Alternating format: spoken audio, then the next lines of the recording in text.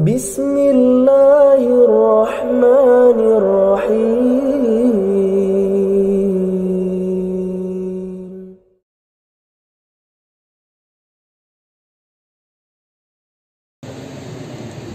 Assalamualaikum warahmatullahi wabarakatuh. Alhamdulillahilladzi an'amana bi ni'amin katsirah. Alhamdulillahilladzi amarana bi ta'atihi wa syukrihi. Wassalatu wassalamu ala Rasulillah wa ala alihi wa ashabihi ajma'in wa amman tabi'ahum bi ihsanin ila yaumiddin. Amma ba'd. Allahumma 'allimna ma yanfa'una wanfa'na bima 'allamtana. Allahumma inna nas'aluka 'ilman nafi'an wa lisanan dzakira wa 'amalan mutaqabbala. Allahumma subhanaka la ilma lana illa ma 'allamtana innaka antal alimul hakim. Alhamdulillah, pada malam hari ini kita akan membahas tema la'allakum tashkurun, agar kalian bersyukur. Kata-kata la'allakum tashkurun banyak terdapat dalam Al-Qur'anul Karim. Kita sekarang akan buka beberapa di antaranya. Ada, bisa nanti dicatat juga di surat Al-Baqarah, ada di ayat 52.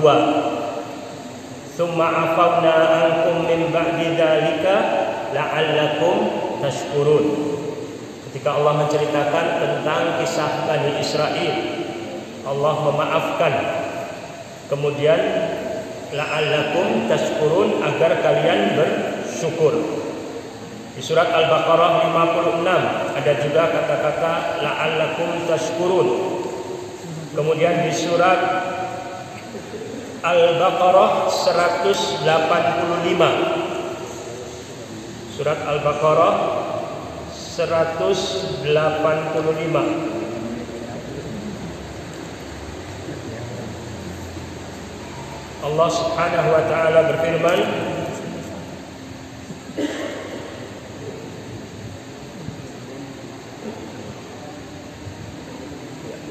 menceritakan tentang syahrul Ramadan. Syahrul Ramadan alladzi unzila fihi al-Qur'an hudan lin-nasi wa bayyinatin minal huda wal furqan faman syahida minkum asy-syahra falyasum wa man kana maridan aw 'ala safarin min ukhra yuridullahu bikumul yusra wa la yuridu bikumul usra walitukmilul iddata walitukabbirullaha 'ala ma hadakum wa la'allakum tashkurun. Bulan Ramadan adalah bulan yang di dalamnya diturunkan Al-Qur'an sebagai petunjuk bagi manusia dan penjelasan mengenai petunjuk itu dan pembeda antara yang benar dan yang batil. Karena itu barang siapa di antara kalian ada di bulan itu, maka berpuasalah. Dan barang siapa sakit atau dalam perjalanan dia tidak berpuasa, maka wajib menggantinya sebanyak hari yang ditinggalkannya itu pada hari-hari yang lain. Allah menghendaki kemudahan bagi kalian dan tidak menghendaki kesukaran bagi kalian. Hendaklah kalian mencukupkan bilangannya dan mengagungkan Allah atas petunjuknya yang diberikan kepada kalian agar kalian bersyukur.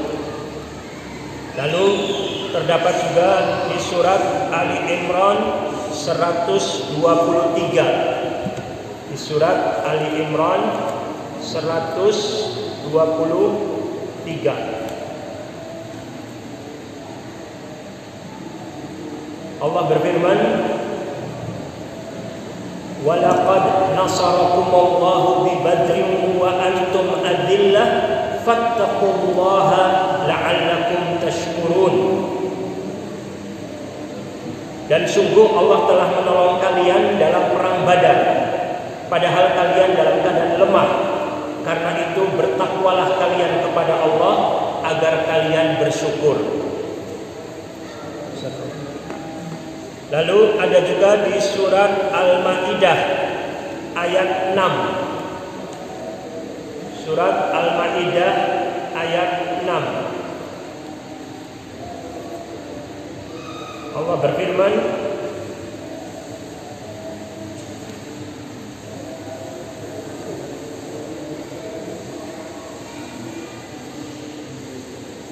يا أيها الذين آمنوا إذا قمتم إلى الصلاة فاغسلوا وجوهكم وأيديكم إلى المرافق وامسحوا برؤوسكم وأرجلكم إلى الكعبين وإن كنتم جنبا فاطهروا وإن كنتم مرضى أو على سفر أو جاء أحد منكم من الغائط أو لامستم النساء فلم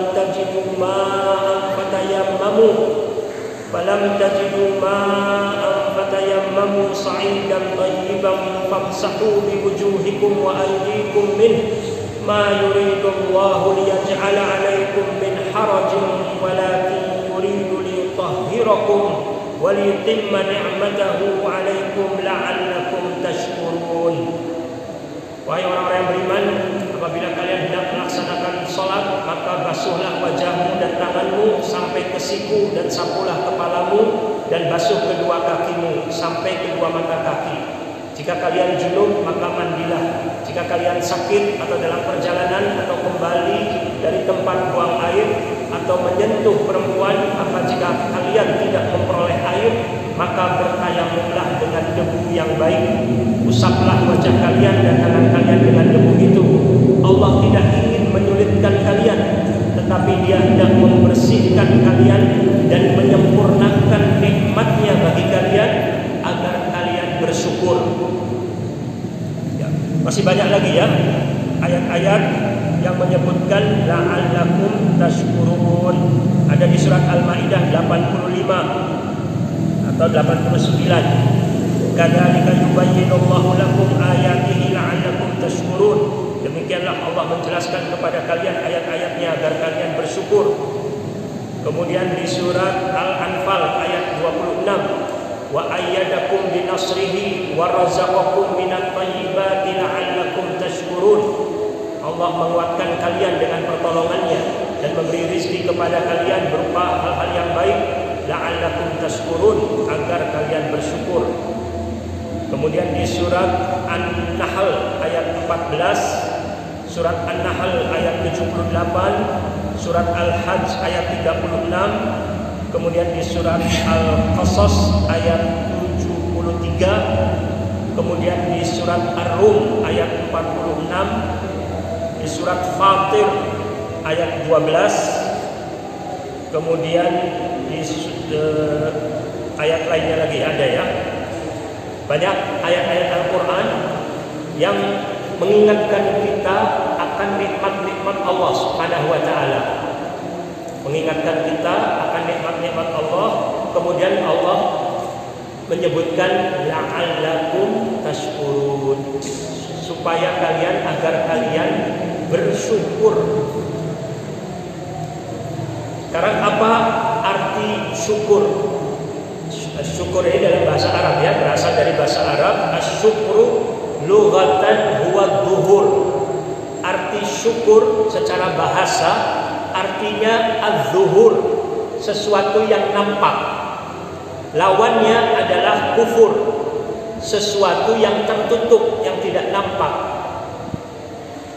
Sehingga kalau dalam bahasa Arab disebutkan syakaratil ibil, unta itu bersyukur, bukan diartikan dia bersyukur, tetapi syakaratil ibil apabila nampak pada unta itu pengaruh dari nikmat berupa misalnya makanan-makanan yang ada di sekitar unta tersebut yang dia makan, sehingga nampak untanya itu sehat, untanya itu gemuk, maka dikatakan syakaratil ibil. Tidak diterjemahkan unta itu berterima kasih, tidak, tapi unta itu artinya nampak,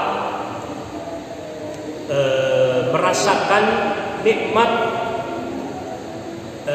dari makanan-makanan yang ada di sekitarnya, dari tempat tinggal yang nyaman dan lain sebagainya.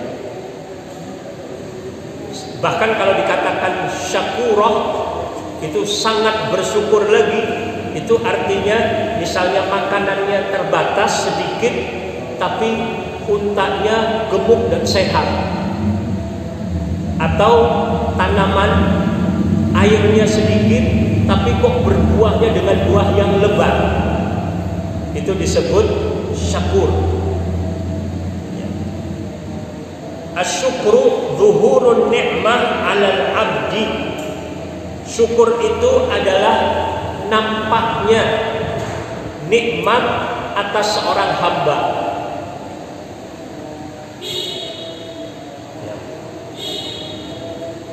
Atau juga dijelaskan an yudhira al-'abdu athara nikmatir rabb, atau seorang hamba menampakkan hasil-hasil pengaruh-pengaruh dari nikmat Allah Subhanahu wa taala. Tidak dikatakan bersyukur kecuali seseorang harus memenuhi 3 hal. Dia harus meyakini dalam hati bahwa segala nikmat yang dia dapatkan itu dari Allah saja. Allah lah pemberi nikmat. Dia harus meyakini dalam hati bahwa segala nikmat karunia ini berasal dari Allah Subhanahu wa taala. Yang kedua, hendaklah dia banyak memuji Allah dengan lisannya. Di antaranya mengucapkan alhamdulillah, banyak bersyukur, memuji Allah yang telah banyak memberikan nikmat kepada kita. Yang ketiga, hendaklah menggunakan nikmat Allah di jalan yang diridhoinya. Kalau hanya 2 saja tidak cukup dikatakan bersyukur. Dia meyakini nikmat dari Allah, dia banyak memuji Allah dengan lisan, tapi perbuatannya tidak menggunakan nikmat Allah di jalan yang diridhoi, malah menggunakan nikmat Allah di jalan yang dimurkai, maka tidak dikatakan bersyukur. Makanya kita dapatkan dalam Al-Quran ada beberapa ayat yang menjelaskan bahwa manusia itu sedikit sekali bersyukur kepada Allah. Bisa dibuka di surat Al-Mu'minun ayat 78. Surat Al-Mu'minun ayat 78.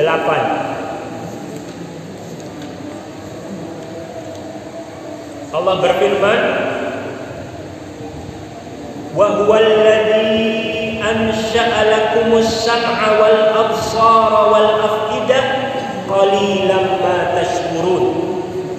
Dan dialah Allah yang telah menciptakan bagi kalian pendengaran, penglihatan dan hati, tetapi sedikit sekali kalian bersyukur. Allah mengingatkan kita atas nikmat pendengaran, penglihatan dan hati.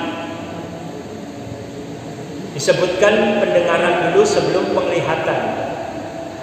Kalau bayi lahir, bayi itu mendengar terlebih dahulu sebelum dia melihat, mendengar lebih dulu.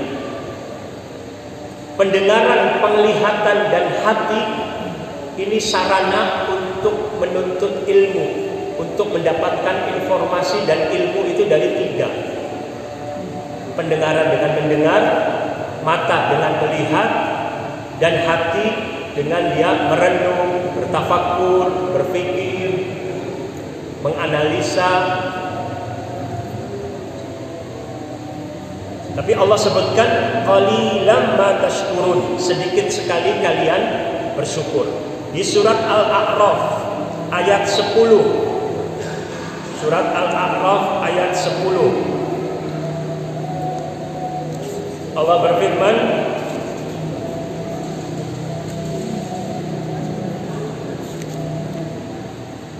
ya, walaqad makkannakum fil ardi waja'alna lakum fiha ma'ayish qalilan ma tashkurun. Sungguh kami telah menempatkan kalian di bumi, dan di sana kami sediakan sumber penghidupan untuk kalian, tetapi sedikit sekali kalian bersyukur. Qalilan ma tashkurun. Ada lagi di surat As-Sajdah ayat 9, dan di surat Al-Mulk ayat 23. Qalilan ma tashkurun, qalilan ma tashkurun. Juga di ayat lain, wa qalilun min ibadiyas syakur. Sedikit sekali dari hamba-hambaku yang bersyukur. Ini supaya mengingatkan kita, diulang-ulang ayat Al-Quran, diulang-ulang untuk mengingatkan kita di mana kita ini sering lalai, supaya jangan kita termasuk golongan yang tidak bersyukur. Tapi kita berharap menjadi golongan yang sedikit, yaitu yang banyak bersyukur kepada Allah. Tapi kebanyakan manusia adalah tidak bersyukur. Sedikit sekali orang yang bersyukur. Ini menunjukkan benar-benar bersyukur ini taufik dari Allah Subhanahu wa taala. Kalau diucapkan mudah diucapkan. Meyakini juga, semua orang kufar juga meyakini Allah pencipta langit, bumi dan lain sebagainya. Kalau ditanya siapa pencipta langit dan bumi, semuanya Allah. Tetapi banyak dari manusia ini kufur nikmat. Kufur nikmat, wal iyadu billah. Kita berusaha dengan mendengar, melihat dan merenung untuk banyak menghitung-hitung nikmat Allah. Allah sudah menyebutkan, wa in ta'uddu nikmatallahi la tuhsuha.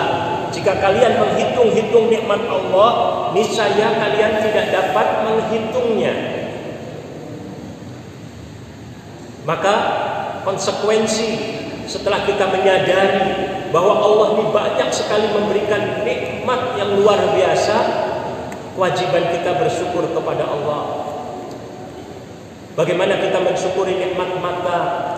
Dengan menggunakan mata di jalan yang diridhai oleh Allah. Jangan menggunakan mata di jalan yang diharamkan. Jangan melihat hal-hal yang diharamkan. Pendengaran juga demikian. Lisan juga demikian. Makanya kita ini lemah. Harus banyak berdoa. Di antara doa yang diajarkan Nabi SAW, Allahumma inni a'udzubika min syarri sam'i, wa min syarri basari, wa min syarri lisani, wa min syarri qalbi, wa min syarri maniyyi. Nabi SAW mengajarkan pada kita doa ini. Ya Allah, aku berlindung kepada Engkau dari kejahatan pendengaranku. Aku berlindung kepadamu dari kejahatan mataku. Aku berlindung kepadamu dari kejahatan lisanku. Aku berlindung kepadamu dari kejahatan hatiku. Aku berlindung kepadamu dari kejahatan air maniku apabila ditumpahkan di jalan yang diharamkan. Minta perlindungan kepada Allah supaya Allah melindungi kita. Kita ini lemah sekali. La haula wala quwata illa billah. Tidak ada daya dan kekuatan kecuali dengan pertolongan Allah. Tidak ada yang bisa menjamin kita ini selamat. Terus kita banyak berdoa, banyak bermujahadah, menambah iman dengan ilmu, dan juga banyak beribadah sebagai bentuk syukur kepada Allah. Nabi Muhammad SAW ketika sholat malam, rajin sholat sampai kakinya bengkak.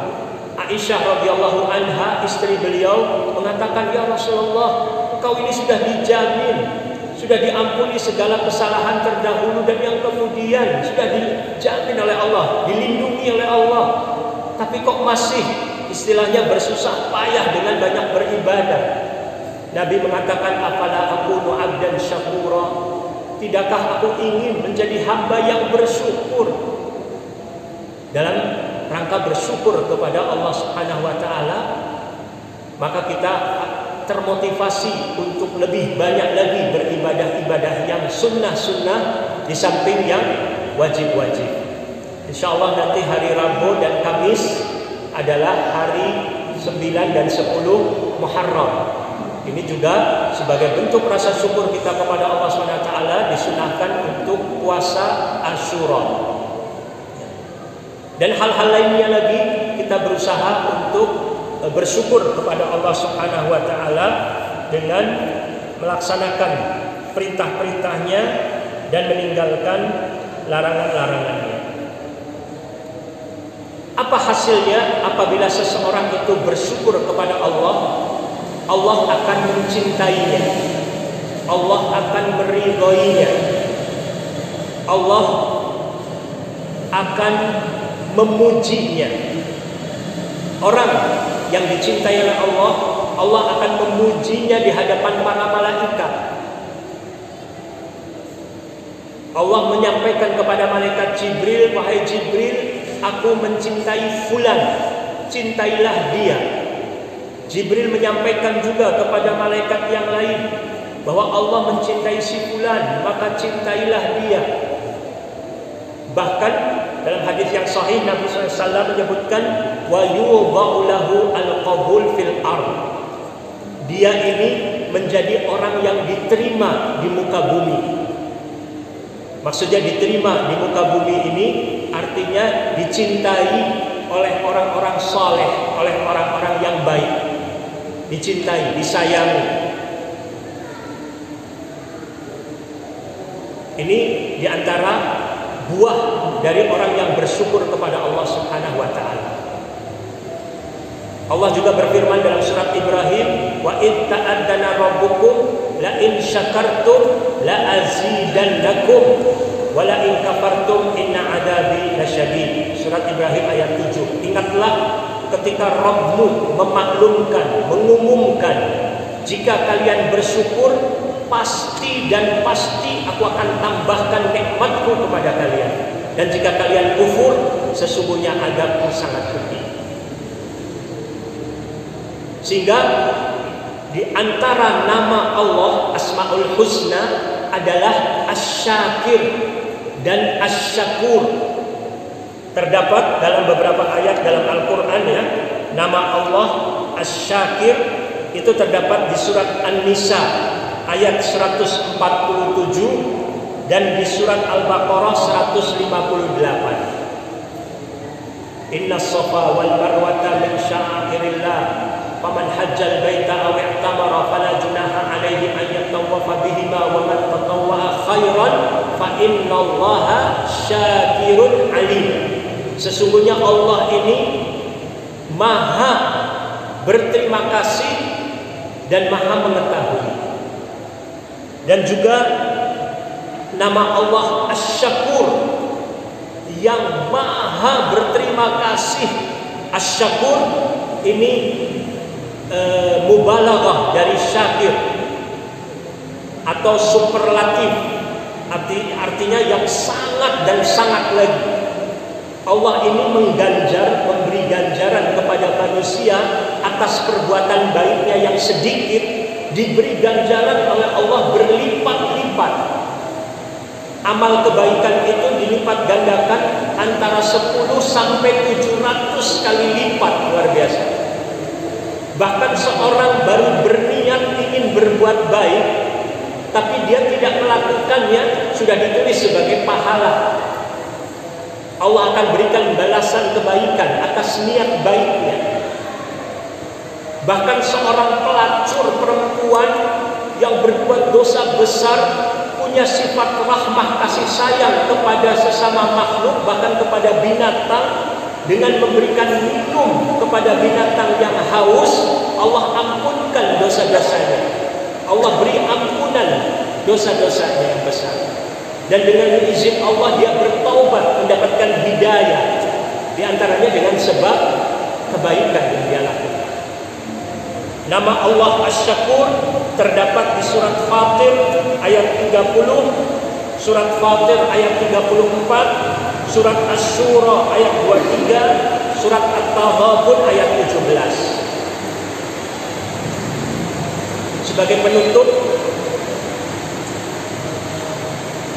seorang sahabat perempuan yang bernama Ummu Salamah radhiyallahu anha.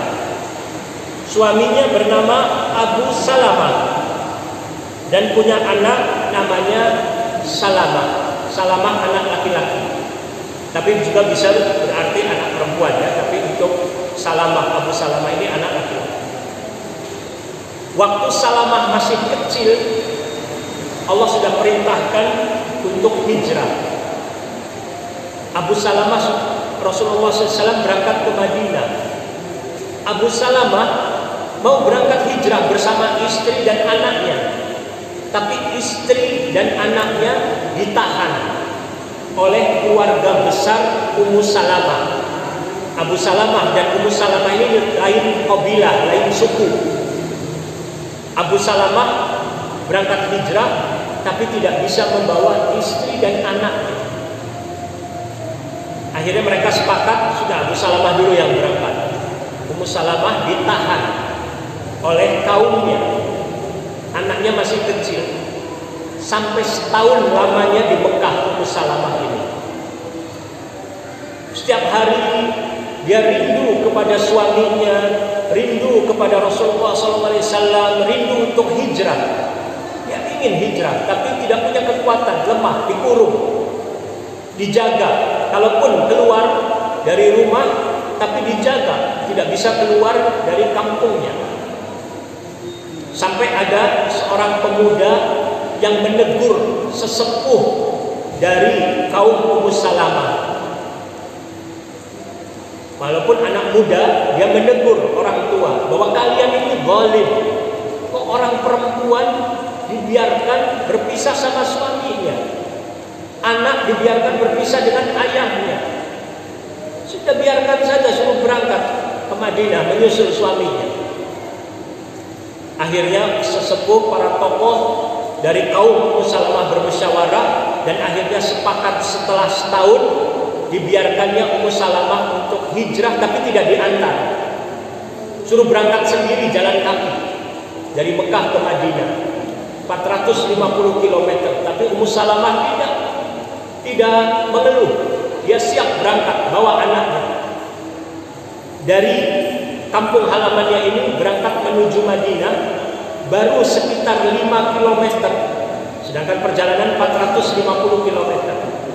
Di jalan bertemu dengan Utsman bin Talhah. Saat itu dia seorang musyrik yang sangat memusuhi kaum muslimin. Saya bacakan dari kisah ini. Utsman bin Talhah ini kenal dengan Ummu Salamah, sehingga dia menanyakan. Dia katakan, ila aina ya Ummu Salamah, mau kemana engkau wahai Ummu Salamah? Ummu Salamah menjawab, afirru bidini minkum wa alhaq bi zawji fil Madinah. Saya mau menyelamatkan agamaku dari kalian, dari kejahatan kalian. Saya ingin menyusul suami saya ke Madinah. Dia menjawab dengan tegas. Lalu Utsman bin Talhah mengatakan, kamu sendiri berangkat? Iya, sendiri. Yang benar. Iya, demi Allah saya berangkat sendiri. Dengan anaknya masih kecil ya, artinya tidak dihitung. Sedangkan perjalanan 450 km pada saat itu berisiko sekali. Bisa ada begal, perampok yang mengganggu Ummu Salamah. Maka timbul di hati Utsman bin Talhah ini yang masih kafir, musyrik dan memusuhi kaum muslimin rasa iba, punya jiwa kesatria. Utsman bin Talhah sedang mengendarai unta. Dia turun, dia katakan, Ummu Salamah, kau naik unta, saya yang nganter ke Madinah. Dia tidak membiarkan seorang perempuan yang lemah untuk berangkat sendiri. Saat itu Rasulullah SAW belum ada larangan seorang perempuan tidak boleh yang safar tanpa mahram dan lain sebagainya ya. Dan kondisinya Ummu Salamah butuh bantuan dari Utsman bin Talhah ini, butuh perlindungan. Maka dia naik daripada berangkat sendiri berisiko. Utsman bin Talhah jalan kaki dari Mekah ke Madinah menuntun unta yang di atasnya ada Ummu Salamah dan anaknya. Ummu Salamah mengatakan, demi Allah selama perjalanan dia tidak pernah memandang wajahku, tidak pernah memandang dan tidak mengajak bicara satu kata patah pun tidak bicara denganku selama perjalanan. Jadi sudah pertama bilang naik, sudah setelah itu tidak pernah bicara lagi untuk menjaga kehormatan Ummu Salamah. Dan kalaupun istirahat di perjalanan ditambatkan misalnya muntahnya, dan laki-laki ini pergi menjauh. Ummu Salamah nanti turun istirahat sebentar, jadi dilanjutkan lagi tanpa ada ngobrol dan lain sebagainya. Sampai dekat Madinah, Utsman bin Talhah tidak berani masuk ke kota Madinah karena dia masih bermusuhan dengan kaum muslimin, berisiko bisa dibunuh. Sehingga dia mengatakan, wahai Ummu Salamah, turun. Anda ini sudah dekat, susul suamimu sana. Ummu Salamah mengucapkan terima kasih, kemudian pergi. Utsman bin Talhah kembali lagi ke Mekah dengan mengendarai unta. Jadi dia pergi ke Madinah, tidak ada kepentingan urusan dunia yang dia ingin selesaikan, tidak ada. Semata-mata mengantar Ummu Salamah saja. Padahal pada saat itu masih musyrik, kafir, dan bermusuhan dengan kaum muslimin. Maka Ummu Salamah mengatakan, wallahi la yashkurannahu Allahu ala ma fa'al. Demi Allah, pasti Allah akan berterima kasih kepada dia atas apa yang dia lakukan. Artinya berterima kasih ini bukan Allah butuh kepada hambanya, kita yang butuh kepada Allah. Tapi Allah membalas atas suatu kebaikan yang dilakukan oleh manusia kepada sesama yang lain, Allah tidak akan sia-siakan. Di antara bentuk balasan yang Allah berikan kepada Utsman bin Talhah atas kebaikannya tadi, menjadikan dia dapat hidayah masuk Islam setelah 7 tahun kemudian. Bukan pada saat itu, tidak. 7 tahun kemudian baru mendapatkan hidayah Allah masuk Islam. Di tahun ke-8 Hijriah, di saat Fathu Mekah.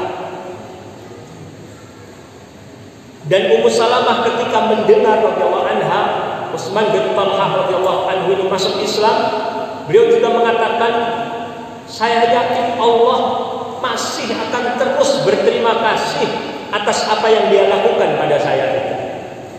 Artinya Ummu Salamah tidak lupa terus mendoakan kebaikan. Dan mudah-mudahan Allah juga terima doanya Ummu Salamah, sehingga banyak kebaikan yang akan diterima oleh Utsman bin Talhah. Ini pelajaran bagi kita semua, jangan meremehkan kebaikan sedikit pun. Dan ketika kita berbuat kebaikan, berharapnya mendapatkan ridha Allah, bukan mengharapkan balasan dari manusia ataupun ucapan terima kasih dari manusia. Allah tidak akan melupakan. Kita bisa lupa atas kebaikan yang kita lakukan kepada orang lain. Orang lain pun bisa lupa atas kebaikan yang kita lakukan kepadanya. Tapi Allah tidak akan melupakan kebaikan yang kita lakukan. Semoga Allah Subhanahu wa taala menjadikan kita semua sebagai orang-orang yang bersyukur kepada Allah Subhanahu wa taala. Bersyukur atas segala nikmatnya, termasuk juga nikmat kemerdekaan. Kemerdekaan adalah merupakan suatu nikmat yang harus dijaga. Dijaga dengan cara masing-masing kita berusaha untuk menjadi orang yang merdeka. Jangan sampai kita menjadi orang yang diperbudak atau dijajah oleh orang lain atau oleh pihak lain.